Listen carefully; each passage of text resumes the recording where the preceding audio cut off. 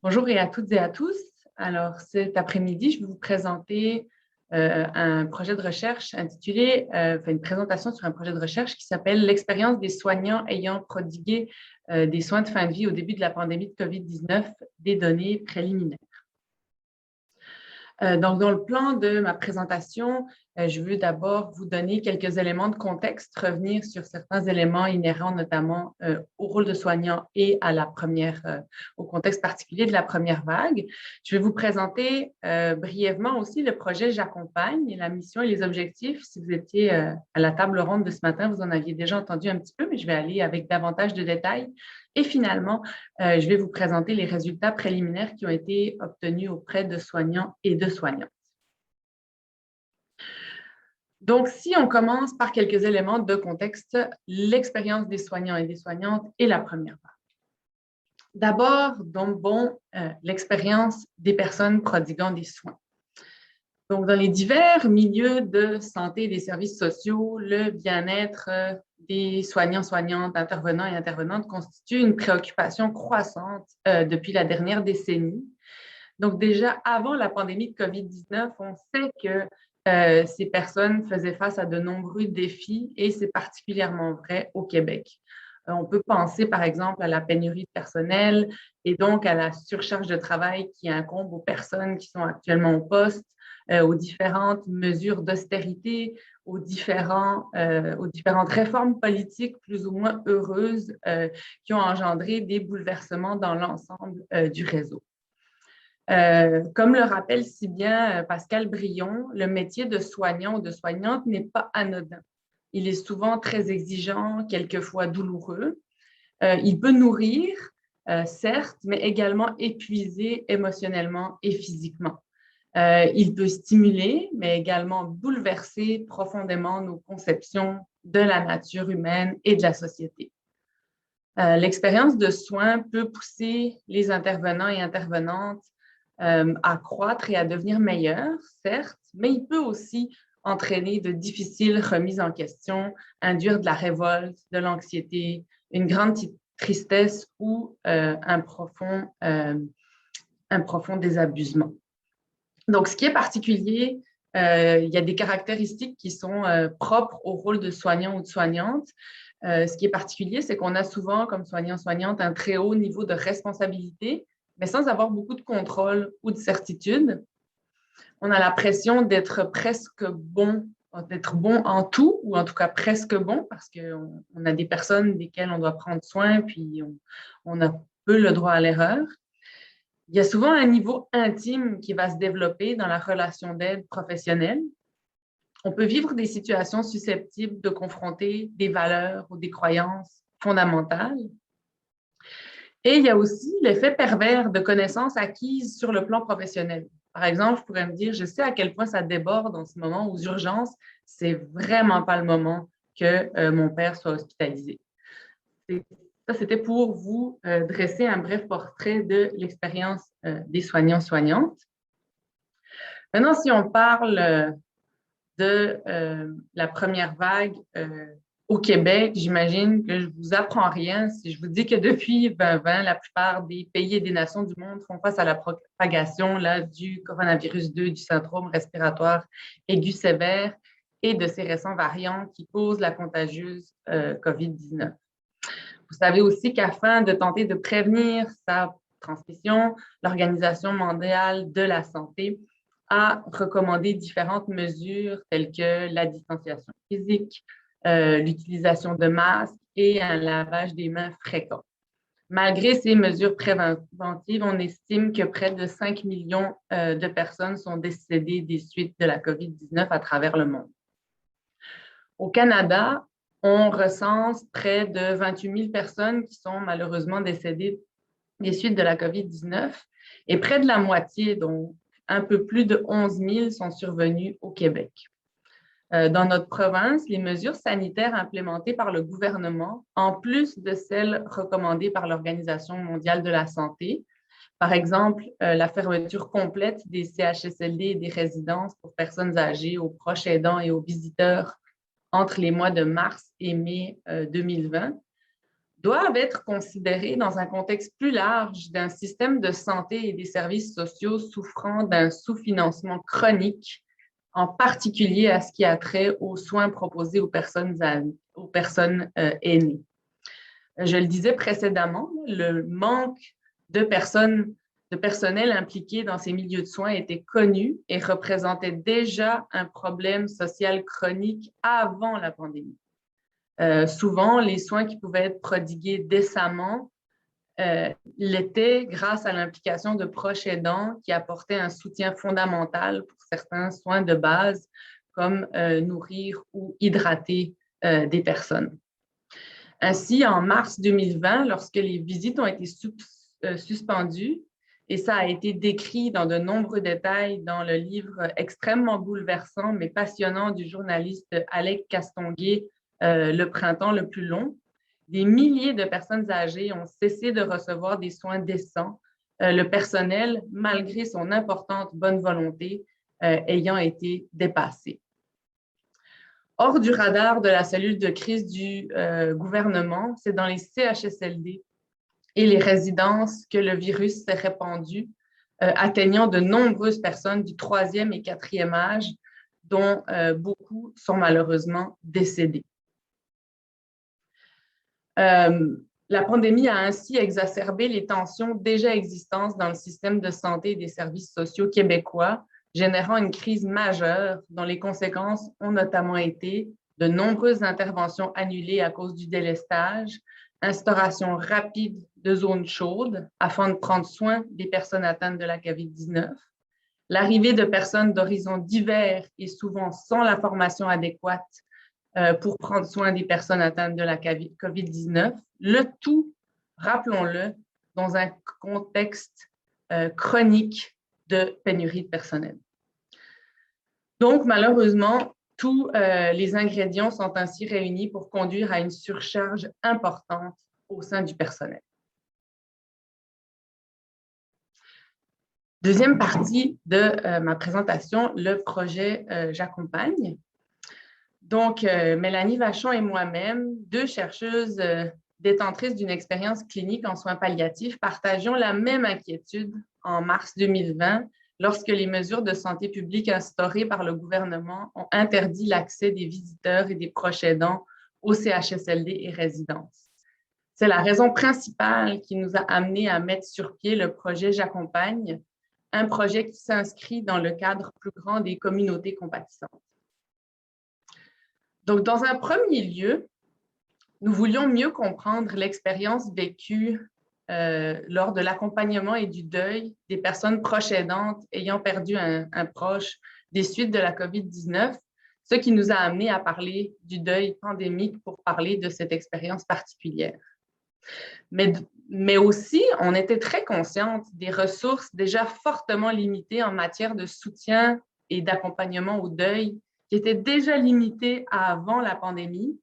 Alors, on a aussi offert un service d'orientation, de consultation aux ressources communautaires ou privées pour mieux accompagner la fin de vie et le deuil pandémique.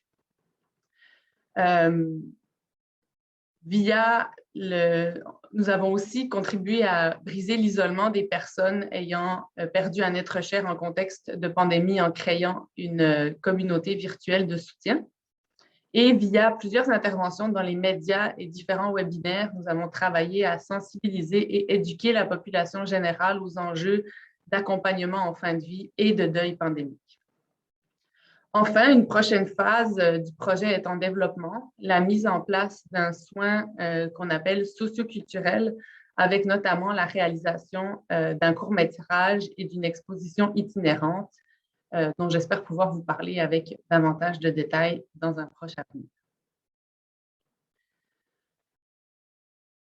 Maintenant, moi, ce dont je vous parle cet après-midi, c'est l'expérience des soignants et des soignantes qui ont travaillé à prodiguer des soins de fin de vie pendant la première vague de la pandémie. Donc, après avoir obtenu l'aval du comité d'éthique de la recherche, on avait commencé d'abord virtuellement à rencontrer des personnes endeuillées pour qu'elles nous racontent leur histoire et leur expérience de deuil.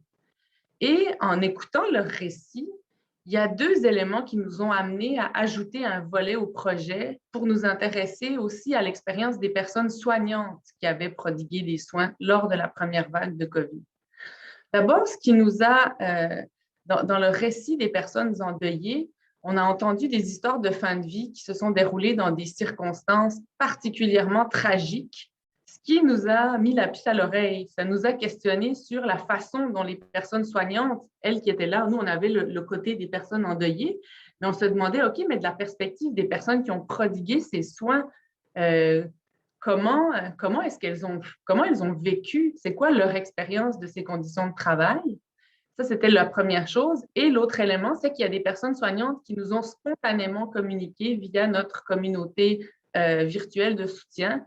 Donc, c'est ces deux éléments qui nous ont incités à vouloir poursuivre le développement du projet en développant un volet sur l'expérience des soignants et soignantes. Donc, je vais d'abord brièvement vous présenter la méthodologie, puis les résultats préliminaires qu'on a obtenus. Donc, dans la suite de la présentation, je vais vous présenter les données de recherche nous permettant de répondre à l'objectif suivant, soit de décrire comment les personnes soignantes qui ont prodigué des soins de fin de vie en contexte de première vague de COVID-19 ont vécu cette expérience. Donc, sans entrer dans les détails, voici quelques informations sur la méthodologie qui a été employée pour récolter les données. Donc, on a récolté pour le moment des données auprès de 7 personnes soignantes. La collecte de données est encore en cours afin de continuer à garnir notre échantillon, mais je ne vous apprendrai rien si je vous dis que les personnes soignantes sont relativement occupées en ce moment. Donc, on y va à leur rythme et de façon progressive. Les données récoltées ont été intégralement transcrites puis vérifiées pour s'assurer de leur qualité et adéquation avec l'enregistrement. Les analyses préliminaires ont été conduites dans la perspective de l'analyse phénoménologique interprétative qui est proposée par Jonathan Smith et qui est fréquemment utilisée en psychologie, particulièrement en psychologie de la santé. Donc, voici quelques données sociodémographiques qui nous permettent de caractériser notre échantillon. Donc, les soignants et soignantes ont une moyenne de 42 ans, donc une moyenne d'âge de 42 ans, et l'âge se retrouvait sur une étendue variant de 26 à 64 ans. Les entrevues ont duré en moyenne 1 heure, allant de 45 à 85 minutes. Ce n'est pas surprenant en soi dans un contexte de soins, mais relevons que les femmes sont très nombreuses au sein de notre échantillon puisque nous n'avons qu'un homme. Par contre, nous avons une meilleure diversité parmi les occupations puisque notre échantillon contient 3 médecins, 3 infirmières et une aide de service. La catégorie d'aide de service constitue d'ailleurs une nouvelle occupation qui a été créée pendant la pandémie pour réaliser des tâches dont la nature peut être très différente selon le service dans lequel la personne va travailler. Enfin, il est intéressant de constater que la nature d'emploi a été modifiée par la pandémie, par la majorité des personnes de notre échantillon, et ce, même pour les personnes qui travaillaient déjà dans le domaine des soins palliatifs ou en gériatrie. Donc, nous en arrivons aux résultats préliminaires que je vais aborder en 3 temps. Je vais d'abord vous parler de l'impuissance face à la souffrance des patients et face à la gestion administrative des soins. Ensuite, vous parler de l'effet durable de la confrontation répétée à la mort dans des circonstances souvent extrêmement difficiles. Et enfin, je vais vous parler des répercussions pouvant survenir dans la vie personnelle des personnes soignantes. L'impuissance d'abord. Donc, l'impuissance avait différentes facettes dans les récits des soignants et soignantes. Il y avait d'abord l'impuissance face à la souffrance des personnes, des patients et des familles.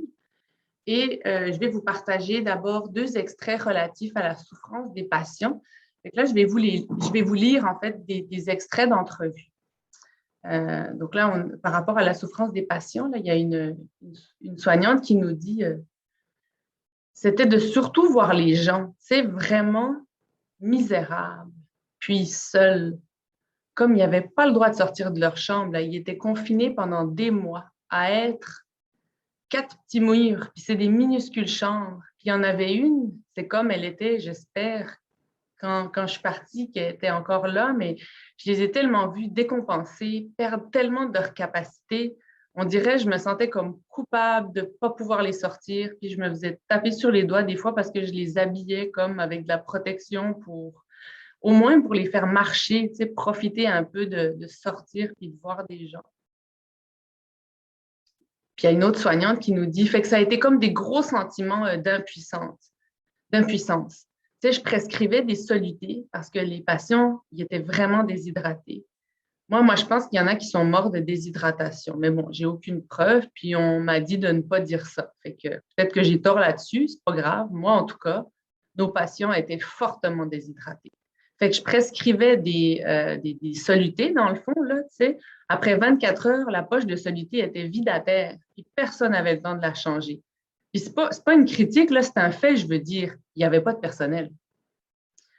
Relativement à la souffrance des familles, il y a une autre soignante qui nous dit, puis l'autre chose que j'ai vraiment, vraiment, vraiment eu de la misère, c'est vraiment de dealer avec les familles par téléphone.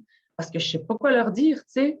Tu ne sais pas non plus quand la personne va partir. Fait qu'on moi, à tous les jours, je les appelais comme pour leur donner des nouvelles. Puis à chaque jour, ils me demandaient, OK, est-ce qu'on peut venir? Est-ce qu'on peut venir? Puis je ne pouvais rien faire, là. De l'impuissance était également ressentie face à la gestion administrative des soins. Donc là, je reprends la parole d'une soignante qui me dit c'était frustrant aussi parce qu'à chaque fois, je me disais, tu sais, moi, je me disais, je suis venue pour aider, là. Vous prenez avantage que je sois là pour pallier un manque qu'il y avait avant le COVID. Parce que dans le fond, le poste d'infirmière sur cet étage-là était vacant depuis décembre et qui était en manque sur plusieurs étages déjà. Ils nous gardaient parce qu'il n'y avait personne de régulier à ce poste-là. Mais moi, je n'arrêtais pas de me battre avec la chef d'unité en disant, mais ce n'est pas mon poste. Tu sais, le COVID est terminé, il n'y a plus d'admission. Fait que là, le ration de patio était diminué de 50 parce que la moitié était décédée.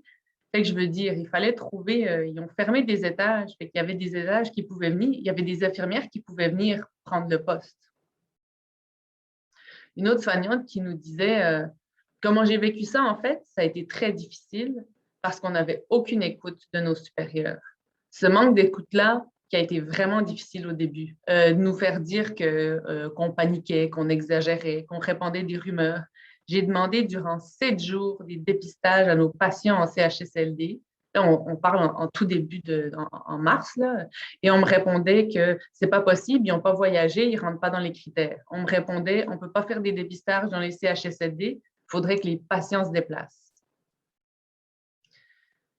Une autre soignante qui nous dit, il nous donnait des directives vraiment stupides, tu sais, de garder des patients COVID positifs et COVID négatifs dans la même chambre. OK. Ben, après, ben, c'est moi qui ai annoncé. Tu sais, je trouvais que c'était plus facile d'annoncer un diagnostic de positif que de négatif. Parce que là, je l'appelle la famille d'une patiente, je lui dis, ah, tu sais, elle est négative. Ah, OK, puis sa voisine de chambre. Ben, tu sais, c'est confidentiel. Oui, mais là, OK, sa voisine de chambre est positive. Tu sais, je finis par y dire, ben là, vous allez la changer de chambre. Je suis comme, ben il faudrait, je suis d'accord avec vous, mais moi, en haut, on me dit qu'on ne les changera pas de chambre. Tu sais, ben c'est inacceptable. Puis tu sais, j'étais comme, oui, je suis d'accord avec vous. Voulez-vous porter plainte, s'il vous plaît? Tu sais, j'ai passé comme ça par les familles. Puis là, après, j'ai écrit à ma chef, j'ai dit, bon, ben là, la famille de Madame B va porter plainte parce que vous laissez des positifs avec des négatifs. Et là, le lendemain, ils séparaient les positifs des négatifs parce que ça venait d'une famille à qui, moi, j'ai demandé de porter plainte. Tu sais. Enfin, rappelons que les différentes facettes de cette impuissance sont situées dans un contexte particulier de délestage, de travail intense et de formation ou de soutien manquant. Puis là, il y a une soignante qui nous dit, tu sais, tout notre personnel régulier il est tombé malade. Fait que là, ils nous ont poussé des infirmières de Sainte-Justine très bien intentionnées, mais complètement dépassées. Puis c'est pas une clientèle qui se ressemble trop. Sainte-Justine, c'est un hôpital pédiatrique. Une autre soignante qui dit c'est tout un recommencement. On a été comme, j'ai beau eu faire de l'endo, des soins intensifs il y a 20 ans, mais tu sais, ils nous ont donné comme une petite formation assez rapide. On a été délestés. On nous a donné une formation rapide pour pouvoir prendre en charge un patient en soins intensifs. Puis on ne connaissait pas la médication. On connaissait une intubation, on ne connaissait pas, tu sais, c'est tout à recommencer. Puis on a une formation très rapide. Go, go, go, vous en allez là. Vous allez être placé avec une fille des soins intensifs qui, elle, avait une boule au ventre d'avoir des COVID sur son département et qui avait aussi une boule au ventre d'avoir une deuxième fille qui ne connaissait pas les soins intensifs avec elle. Deuxième élément, donc si dans le domaine des soins de fin de vie, des soins palliatifs, la confrontation à la mort fait partie du quotidien, lors de la première vague de COVID-19, cette expérience pouvait être nouvelle pour les personnes qui avaient été délestées dans ce milieu. Mais même pour les personnes travaillant déjà en soins palliatifs ou en gériatrie, cette confrontation répétée à la mort a pris une autre intensité dans ces circonstances qui étaient extrêmement difficiles. Là, je vais quand même vous prévenir que les extraits que je vais vous lire sont également un petit peu plus lourds.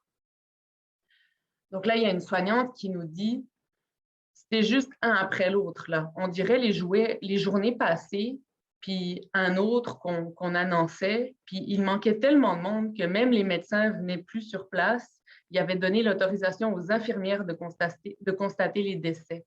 Puis ça non plus, je n'avais jamais fait ça. Fait que là, c'était, tu sais, aller avec le stéthoscope, puis d'écouter. Puis au début, on dirait que je ne connaissais pas les résidents. Tu sais, ça faisait 5 à 10 jours que j'étais là. Puis c'était comme le gros pic, puis j'avais jamais eu le temps comme d'apprendre à les connaître puis tout. Fait on dirait que j'essayais un après l'autre, puis j'essayais juste de me dire, je faisais du mieux que je pouvais. Parce que moi, j'ai toujours travaillé à l'urgence et aux salles d'accouchement. Fait que ce qu'il fallait, là, notre priorité, c'était de sauver. Fait que c'est ça. Fait que là, ça a été mon plus gros combat là-bas, de me dire que moi, je les accompagnais à la mort. Une autre, hein, le premier, ils ont pu me montrer comment gérer un corps, comme un décès, là, un patient qui décède. Puis pendant les premiers temps, on perdait vraiment comme 3 patients par jour. Là. Juste notre unité, c'était énorme. Un autre soignant qui nous dit, on prépare un protocole de détresse pour Monsieur A parce qu'il a vu qu'il était en détresse. Fait que le temps de préparer ça, là, ces 3 médicaments, les seringues, etc., il arrive dans la chambre, le patient est décédé. Fait que là, le protocole de détresse a été préparé pour rien. Ah non, juste à côté, l'autre patient commence sa détresse. Fait qu'on donne le protocole à l'autre. On donne le protocole. Donc, ça allait très vite, ça allait très, très vite. Et ça, c'était pas facile. C'est comme si on était sur un champ de bataille puis les gens meurent autour de soi. Il y avait une proportion importante de patients qui mouraient comme des petits poulets, là. Vite, vite, vite. Oups, ils s'en allaient. Même les patients qui étaient en détresse, ça, c'est difficile. Le personnel infirmier était manquant et non qualifié. Ils ne connaissaient pas ça, les soins palliatifs. C'était ça que... Oui, comme ça. Un autre soignant qui nous dit on a perdu 80 patients durant la grande fin de semaine de Pâques. Tu sais, comme mi-fin avril, je ne me rappelle plus des dates, mais notre morgue était pleine. Puis évidemment, on n'est pas sur place 24 heures sur 24. Fait que quand le décès survenait la nuit, ben, c'est le médecin le lendemain rentré là. Mais tu sais, je te dirais, il y a eu 3 journées où je suis rentrée, puis j'avais 3 constats de décès. Schlac, schlac, schlac. Puis il y a une journée qui m'a marqué, les patients sont tous morts à la même heure. Mais ça veut dire qu'ils ne sont pas tous morts à la même heure. Là. Ils sont morts lorsque la seule infirmière a eu le temps de faire une tournée visuelle, elle a trouvé 3 patients morts à 22h30. C'est juste ça. Là.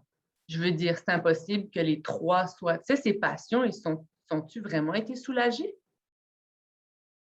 Il y a une dernière citation qui me dit, donc, il y a des personnes très âgées qui parlaient le matin, puis que le soir étaient décédées. Puis ça, il y en a eu beaucoup.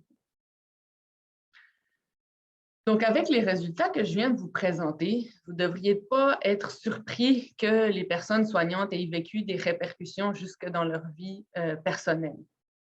En premier lieu, il y a plusieurs soignants et soignantes qui ont éprouvé divers symptômes de détresse physique et morale qui ont parfois donné lieu à des arrêts de travail précisément en lien avec ces symptômes. Et là, il y a une soignante qui nous dit « Je pleurais à chaque fois que je revenais chez nous. » j'avais pas vraiment d'appétit, mais je continuais à aller au front, puis parce qu'il y avait personne, tu sais, je me disais, c'est pauvre, personne là, ils voient pas leur famille, ils peuvent pas partir comme ça. Une autre soignante qui nous dit, je me rappelle qu'il y avait une ressource à notre disponibilité, on pouvait appeler, il y avait un psychologue qui s'était présenté, qui était dédié à notre unité, puis ouais, ben, je m'en rappelle des moments comme je fais juste pleurer parce que c'est pas facile. Mais je sais que moi, les soins palliatifs, c'est pas pour moi. Ça a amené aussi un bouleversement avec la vie familiale.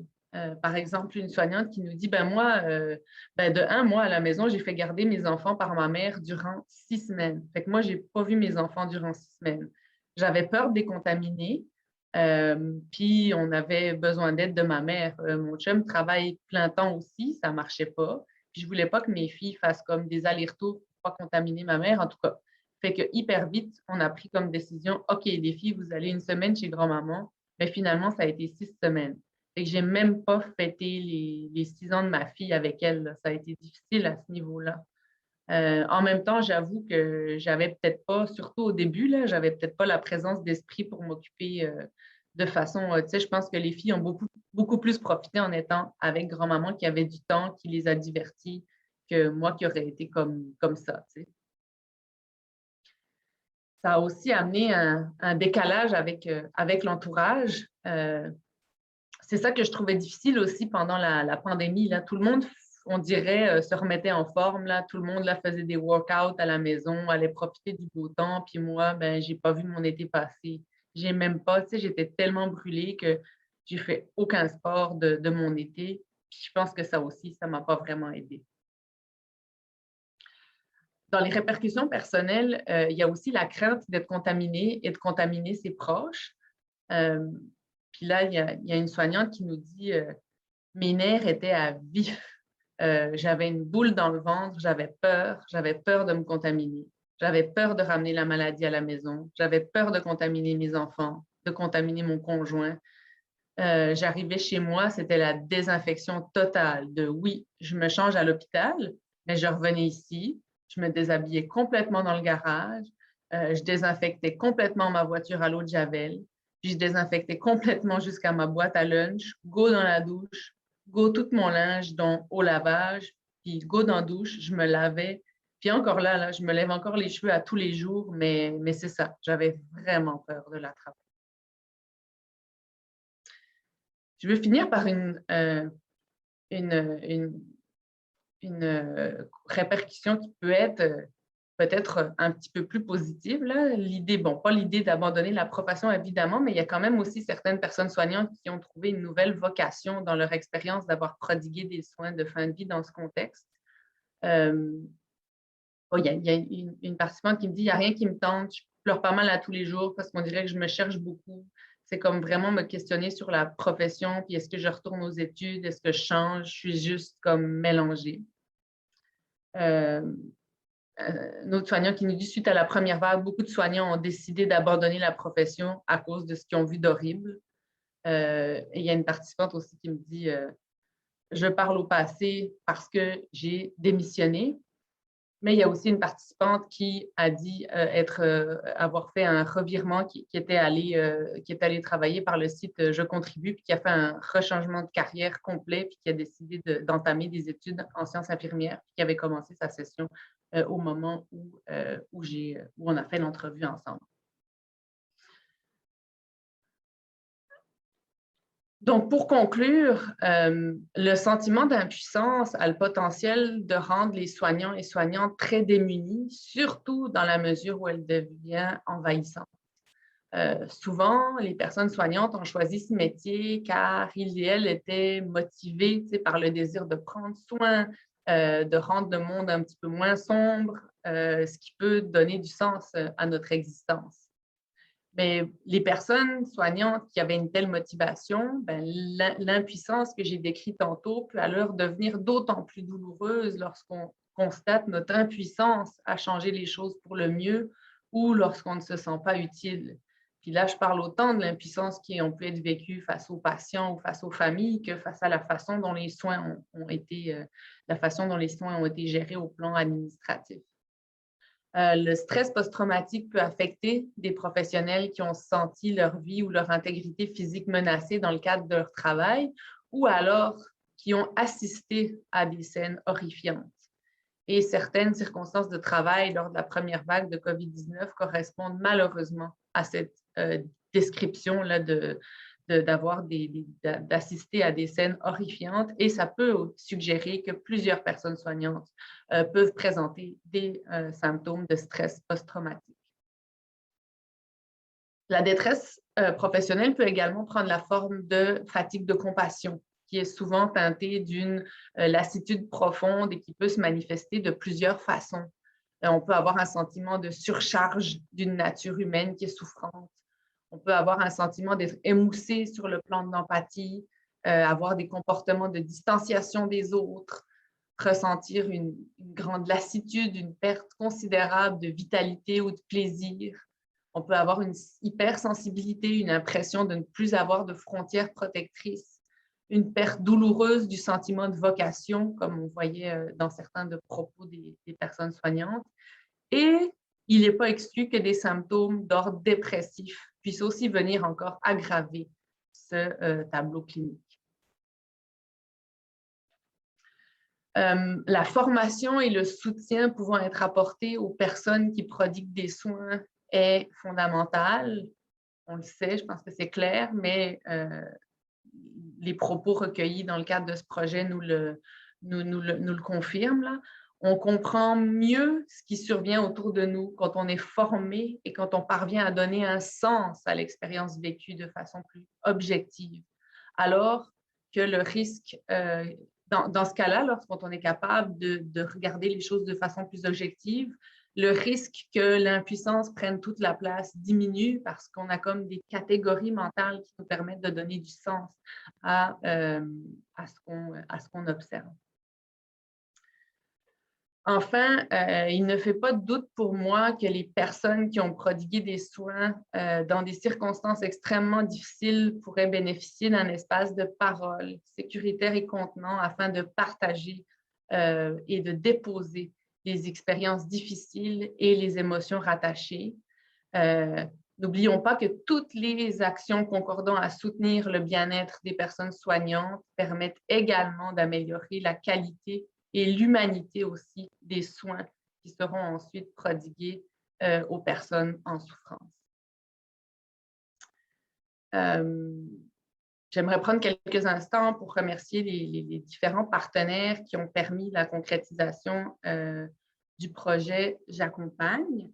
Et puis, on va pouvoir avoir le temps de discuter, mais je voulais aussi vous laisser prendre en note si jamais ça vous intéresse d'en savoir davantage sur le projet.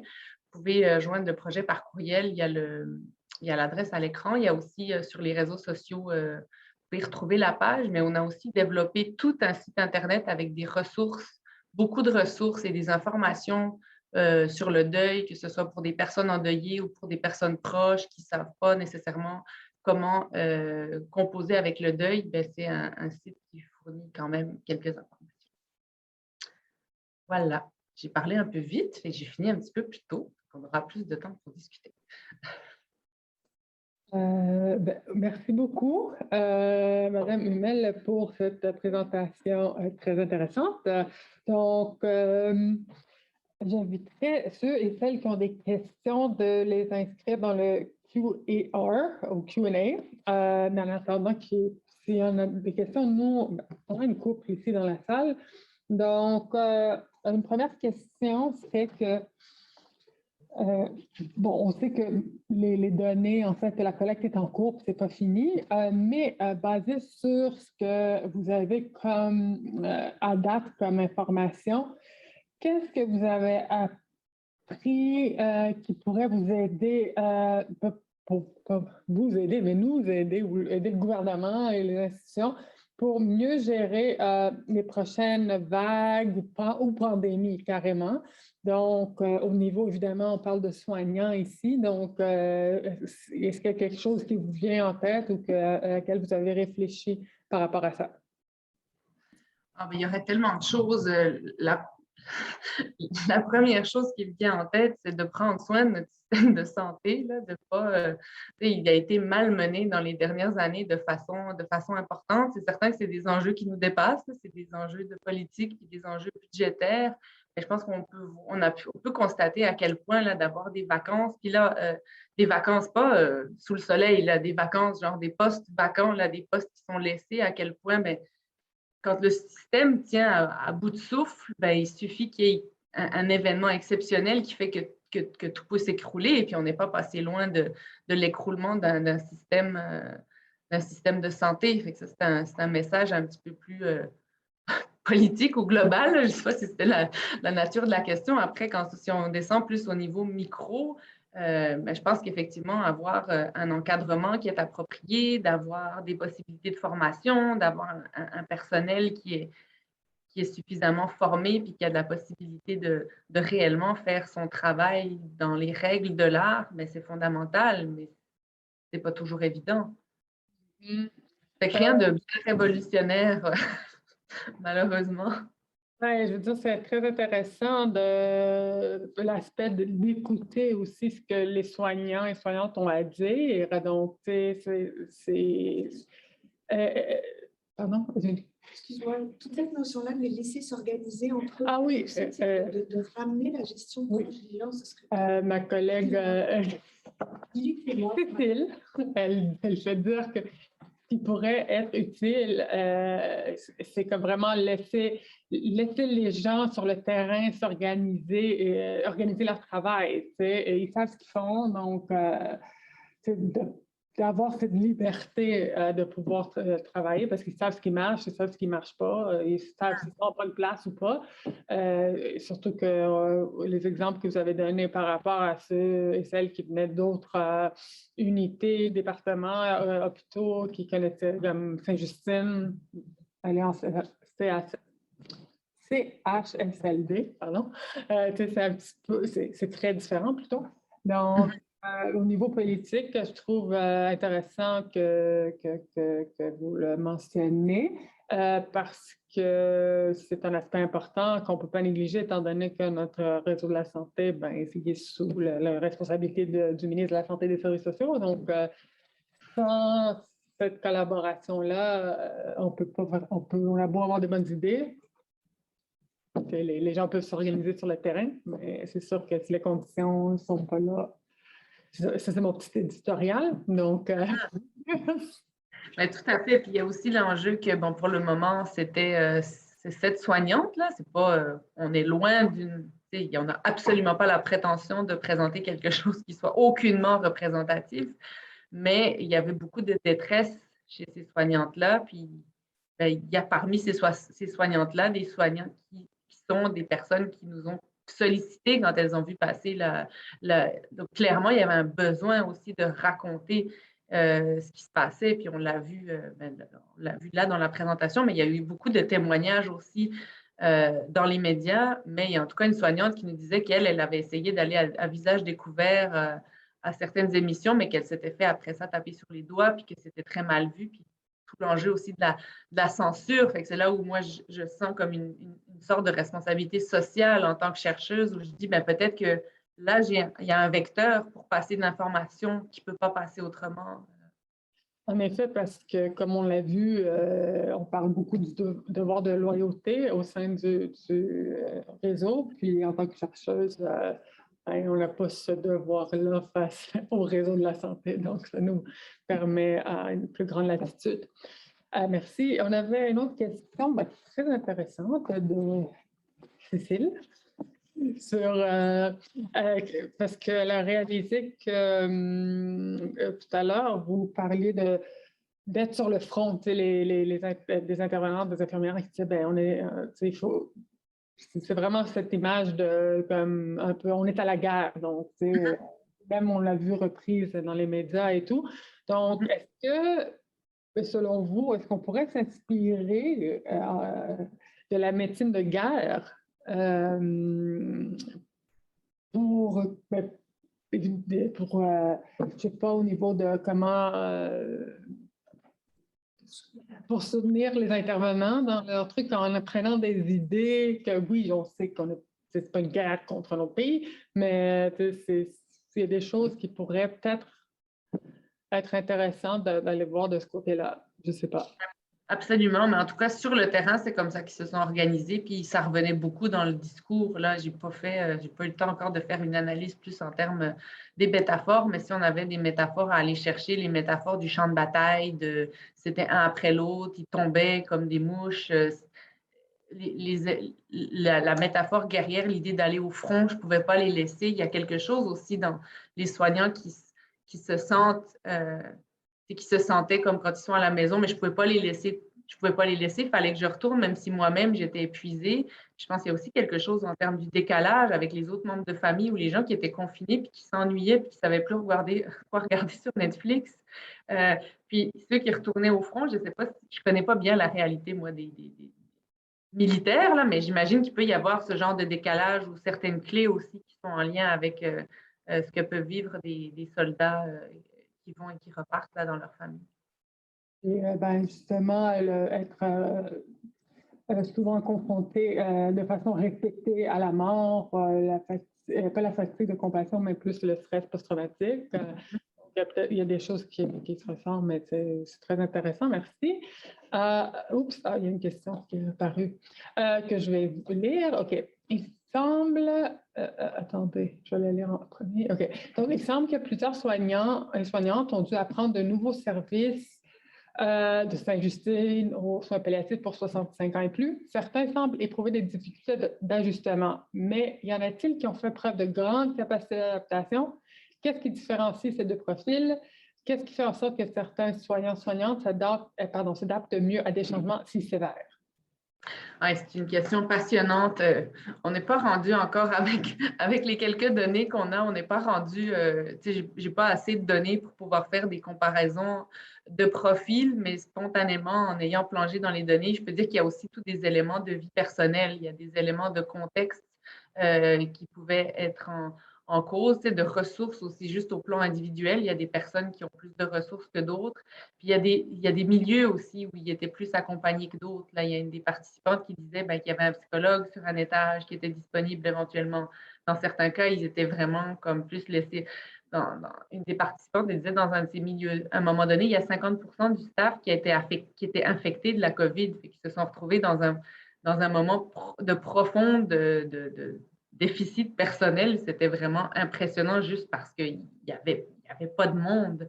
Il y a plein de facteurs contextuels, je pense, qui jouent beaucoup sur cette capacité d'adaptation. Puis après, il y a des éléments, il y a des facteurs personnels, mais ça, c'est des éléments qui seront encore à creuser par la suite. Et il y a une autre question. Parmi les soignants et soignantes qui ont vécu des difficultés à vivre cette période de soins de fin de vie en temps de COVID, est-ce qu'il y en a qui ont eu recours à des services de santé mentale formels pour les aider à passer cette période? Si oui, qu'est-ce qui les a amenés à consulter? La trajectoire d'utilisation de services? J'essaie de me rappeler mes 7, là, mais je sais qu'en tout cas, il y en a une qui était en arrêt de travail, qui prenait de la médication, qui était probablement trouble d'adaptation, trouble dépressif. En tout cas, il y en a 2 ou 3 à un moment donné dans leur parcours qui ont été en arrêt de travail. Fait que probablement parcours, j'imagine, médecin de famille. J'ai l'impression que ça passe par un médecin de famille, médication. Et je sais que pour 2 cas, on a fourni des références. Ça faisait partie aussi du soutien qu'on offrait là, par le projet J'accompagne. On a fourni des références au privé pour aider des personnes à prendre un cheminement. Puis on a aussi, je pense, parce que c'est Mélanie et moi qui avons fait les entrevues avec les soignantes. Puis je sais que même dans un cas, Mélanie avait écrit une lettre à la médecin en tant que clinicienne aussi pour soutenir. C'est là où on est notre rôle on était dans un projet plus large de communauté compatissante puis recherche-action participative, fait qu'on ne se limitait pas juste à faire l'entrevue puis les renvoyer dans les limbes. Là, on a essayé aussi de soutenir le parcours des soignants qui en avaient besoin. Merci, très intéressant. Je vais voir s'il y a d'autres questions. Pendant le Q&A, d'autres questions, s'il y en a, c'est le temps de les poser. Bon, Très clair. c'était très clair. En tout cas, c'est super clair. intéressant. C'était vraiment très. En tout cas, ça confirme aussi des choses qu'on avait vues passer dans les médias, mais les témoignages sont très puissants. Donc, je trouve que c'est super intéressant que vous les ayez partagés avec nous. Merci beaucoup.